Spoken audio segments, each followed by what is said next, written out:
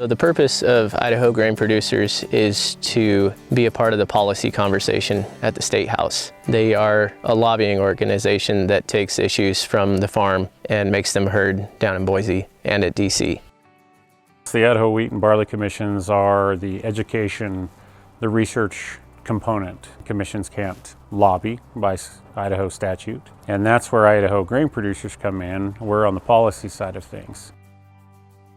They are our connection between the farmer and the legislators, and they are being our voice really down at the state capitol.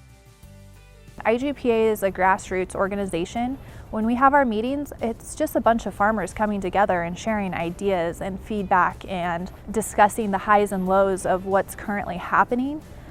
We come together as counties first. From there, we send people up the line to take over positions on the executive board so that we're all represented, because Idaho's a pretty large state and a lot of things are different from the very north portion of the state and the Palouse area down to the southeast corner, and so we just want to make sure that we're all heard and represented, and we try to have that representation on the executive board and in the committees. We meet twice a year and we'll discuss the policies that we as grain producers want to see go forward. And we use those as a direction that we give to our executive director, who also works in conjunction with Veritas advisors, and they'll make sure that we're steering the boat the direction that we want as a grain producers.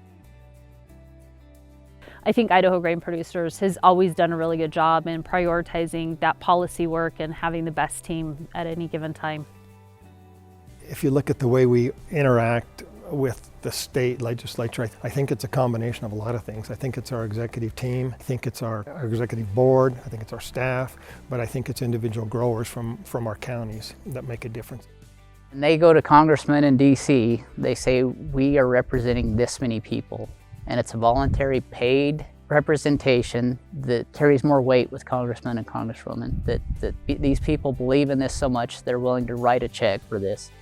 IGPA's biggest strength is it's authentic. Those people, those elected officials, they want to hear from farmers directly. There's no incentive to it. Our message is always genuine and truthful.